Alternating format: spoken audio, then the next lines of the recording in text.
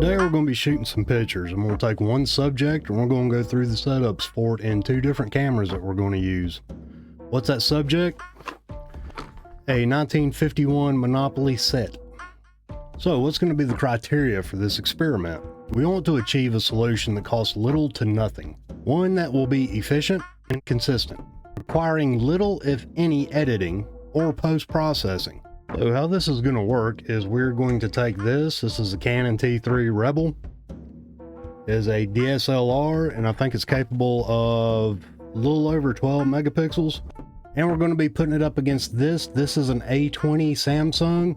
It has a rear facing camera capable of 13 megapixels plus 5 megapixels. Using both the cell phone and the Canon, we're going to set up a shot, take a picture with each, adjust a few of the settings, and take another picture.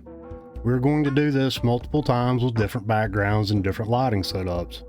We're then going to pull them in and look at and compare to see what the best of the best are.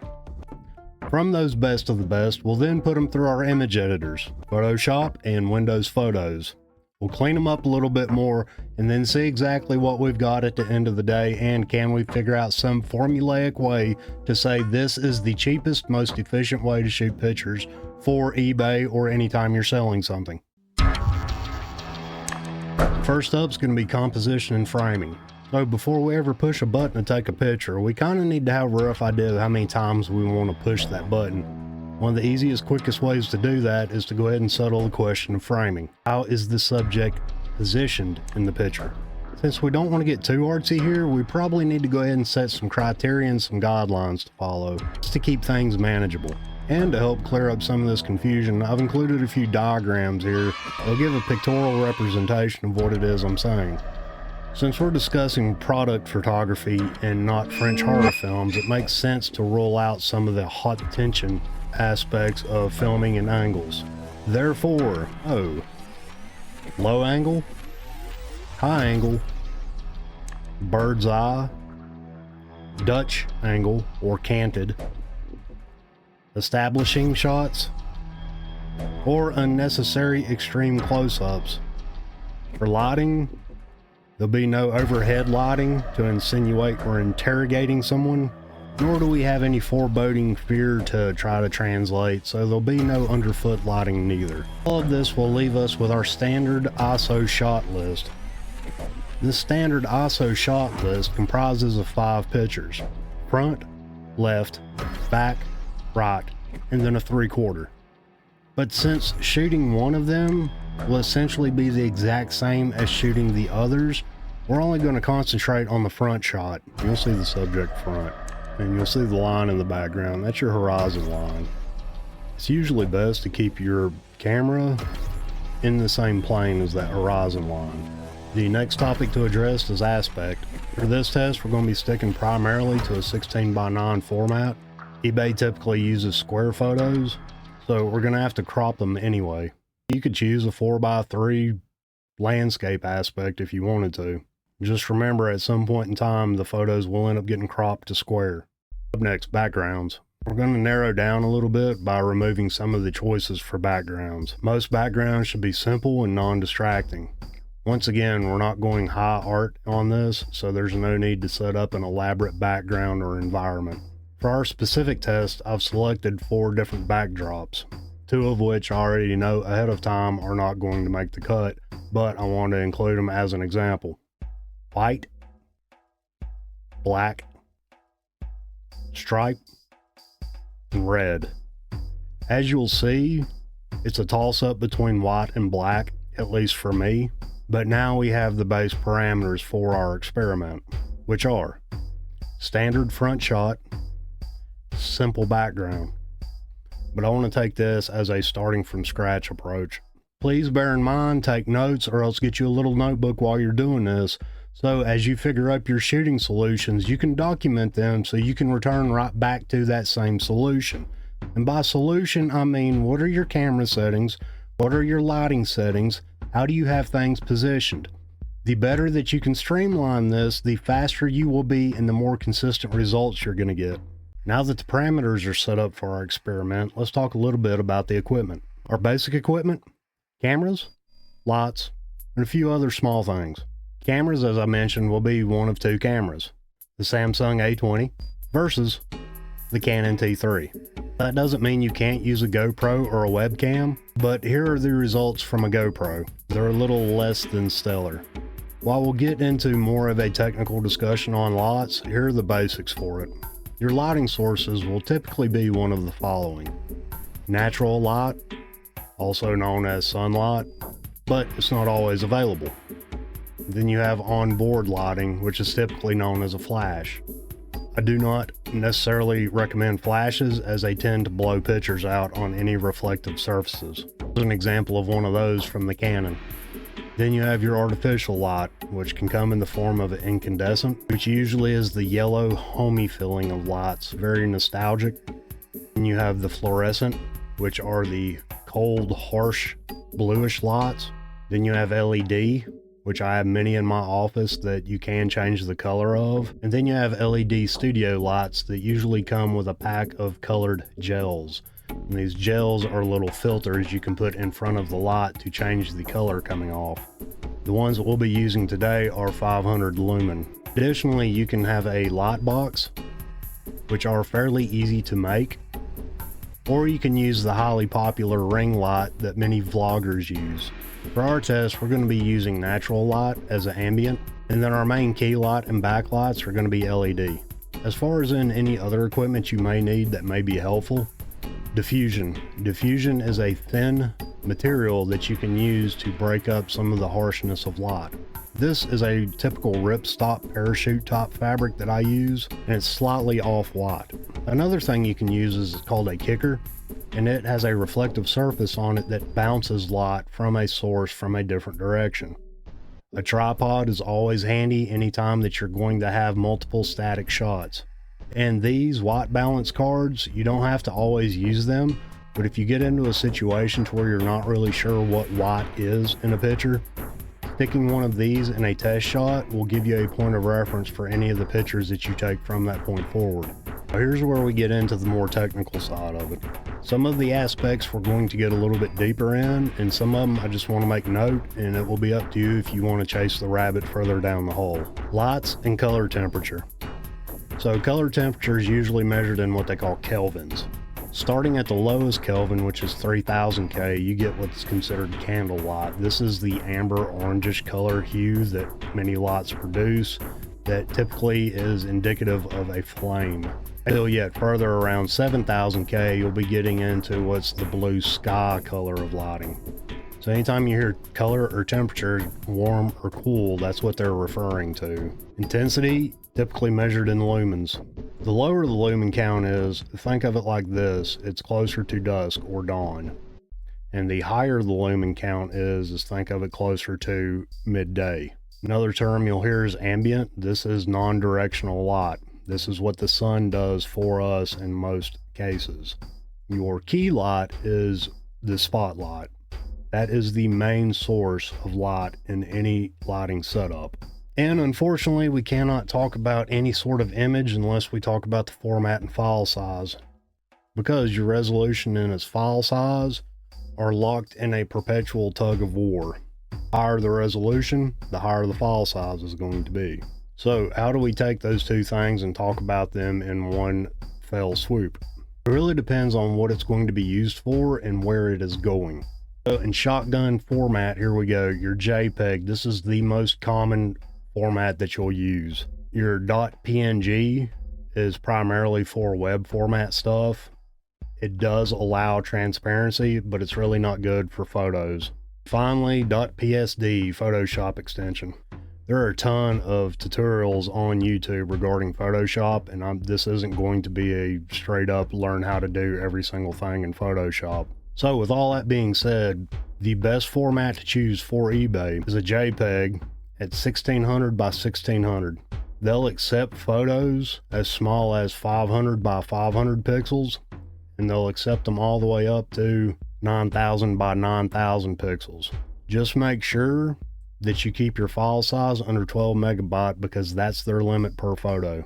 Okay, so the premise for this video is to use what we already have without having to buy very much, if anything, to take the best pictures that we can. Well, the most logical thing is to figure out how to use our tools that we currently have better.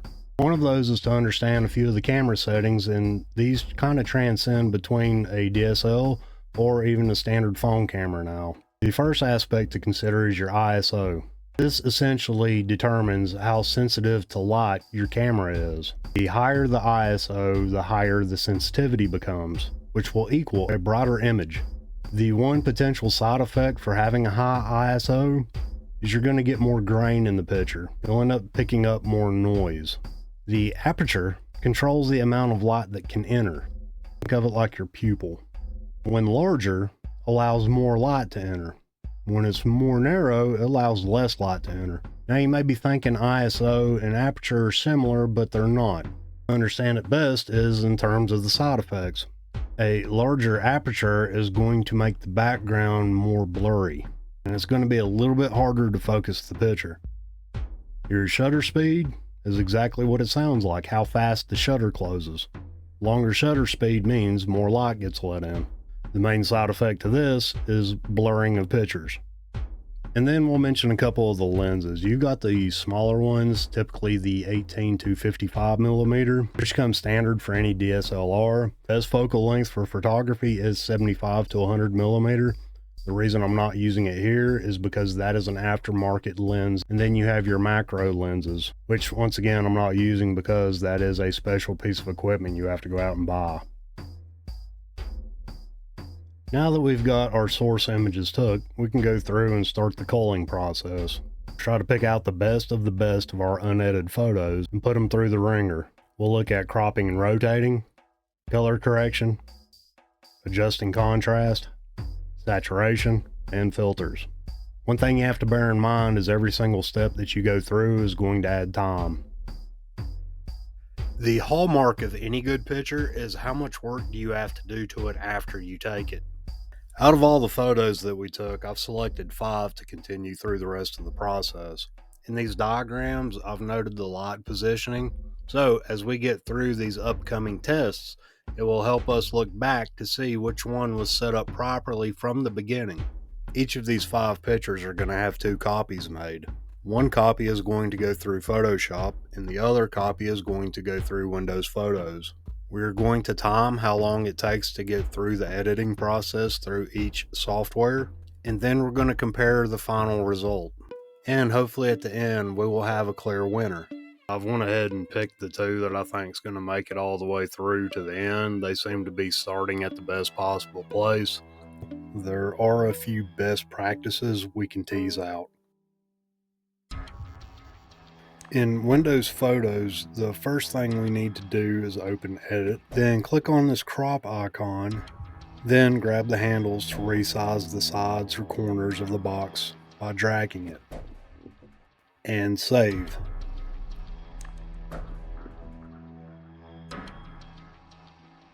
With Photoshop, you'll have to select the marquee tool from the left palette and draw the shape you want to crop the photo down to.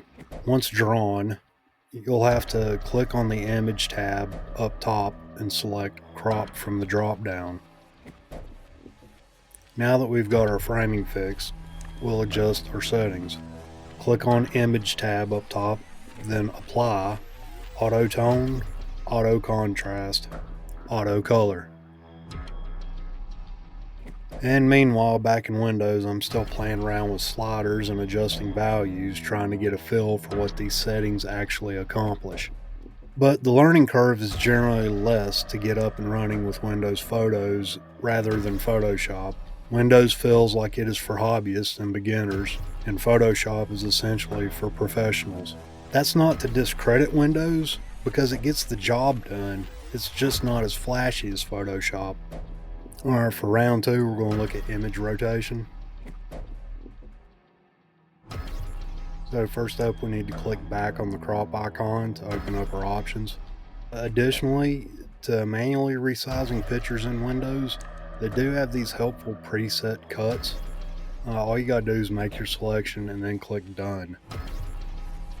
While still in these options, click on one of these rotational icons to square up the image. Aligning photos is fairly simple and straightforward, And it's done by using the slider to adjust rotation. And like that, we're structurally done with the picture.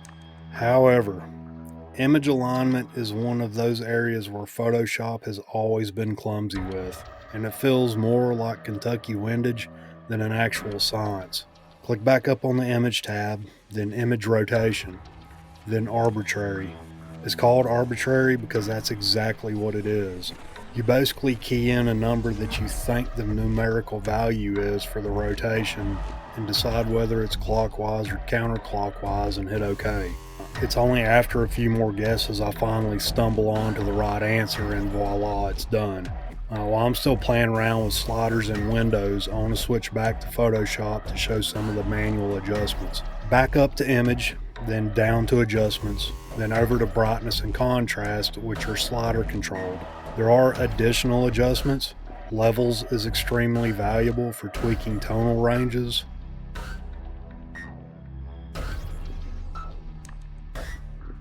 And then vibrance for adjusting saturation.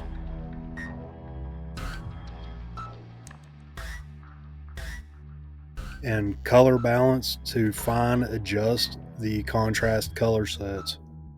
And with all image editors, sometimes it takes a little bit longer to get a baseline for working with specific colors, textures, or lighting.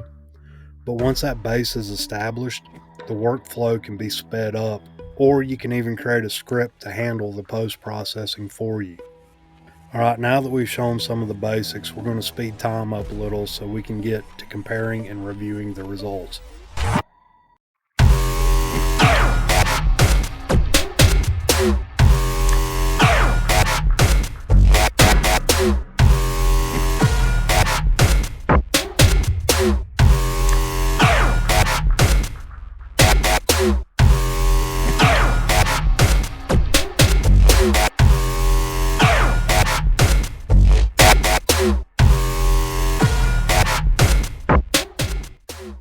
Finally at the results.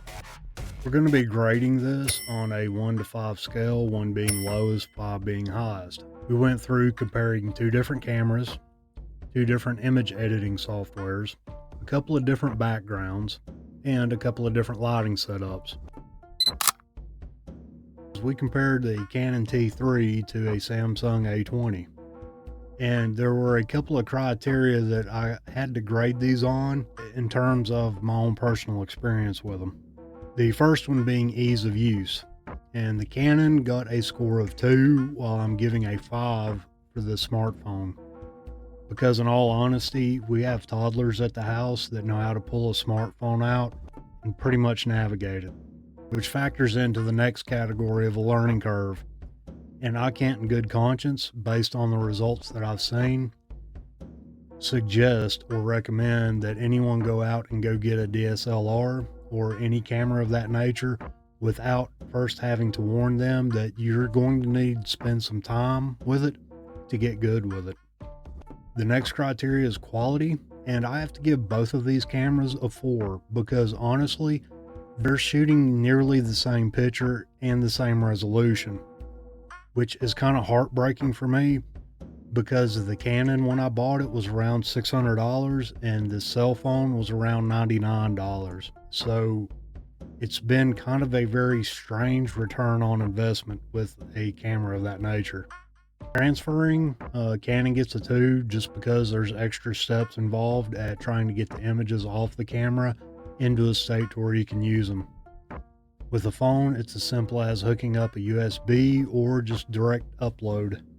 And finally, adjustments, and this is one of the areas to where Canon did outperform the cell phone, and I'm giving Canon 5 on this and the cell phone 2 just because of the sheer lack of adjustments between the two. I've shot pictures professionally, and there's a few things that you really can't do on a cell phone that you can do with a higher end camera. But in our hands, for this specific purpose, I have to give the nod to the cell phone. We're shooting pictures for a product to sell on eBay. We're not really interested too much in artistic creation. In the hands of a professional, the Canon would far outperform a cell phone. So you kind of have to ask, what's the main purpose for it? So, in short, as long as you pick a neutral color, it could be tan, it could be gray, it doesn't matter. Just make sure it's a solid color. And the good thing about solid colors is you can use a towel, you can use a sheet, a blanket, a curtain, a tablecloth, whatever you find. You don't have to go out and buy anything. You want to stay away from patterns. I picked stripes. I could have just easily picked plaid or paisley. It would have been the same thing. And we picked red also, and that is what I consider to be a bold color. And bold colors can often compete way too much with items, and the item gets lost in the picture. For lighting and setups, it really comes down to two questions: availability and preference. Because if you look at the pictures that we took and the two that I set ahead of time, I think would probably be the better. They had no fancy lighting about them. There was just a simple overhead light. There was no kickers, no nothing. Therefore, as far as in meeting our criteria for cheap, fast, and good, the standard overhead light will work.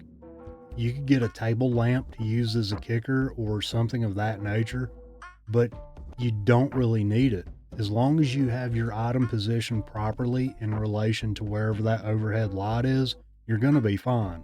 The last categories that we looked at was software. One of our grading criteria is cost. And if you've bought a computer in the past couple of years, you're going to have Windows Photos on it, and I'm considering that coming as free. Whereas with Photoshop, Adobe has started a subscription service. It seems every main software manufacturer has gone to this yearly or monthly subscription service, which I don't agree with in the least. For that, I'm giving Windows 5 stars, and I'm giving Photoshop none.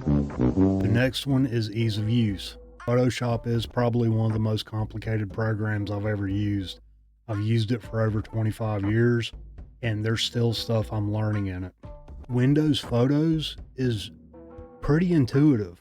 You open up the picture, you bebop around with a couple of the settings, and all of a sudden you're a professional editor. There's some things you can do in Photoshop that you just can't do in some of these cheaper or even free programs, and there's a reason for it. But for what we're doing, we don't need it. Another kind of stab in the heart, I have to give the nod to Windows Photos. If not just for the price tag alone of Photoshop, it's also for the learning curve for it. It is not an easy program to just pick up one day and become a master with. But regardless of whatever tools or preferences we decide to go with, it does come down to the question at the end of the day: what's the end product? And the end product and the end goal is to get something sold. Some of this stuff is subjective. I know that in the hands of a true craftsperson, the Canon is going to outperform a cell phone, but we're not doing artistic endeavors. I know in the hands of somebody who has spent decades of manipulating photos, Photoshop is going to outperform Windows. So here we are at the end. What actually made any difference? Honestly, you don't need anything more than the camera that's on the back of your phone. What is really going to affect your pictures are what I consider to be mechanical issues. Your backgrounds, your compositions, and your lighting sources. And honestly, if you can master those three things, you won't have to spend a lot of money on extra equipment, nor will you have to spend a lot of time on the back end in post-processing and editing. Because truth be told, Windows Photos can do just about every single thing that I would be doing in Photoshop 5.5. And for many people, going through and having to edit something that would require a whole lot more technical skill is going to take far longer than setting the picture up and retaking it. This concludes the broadcast from World Control.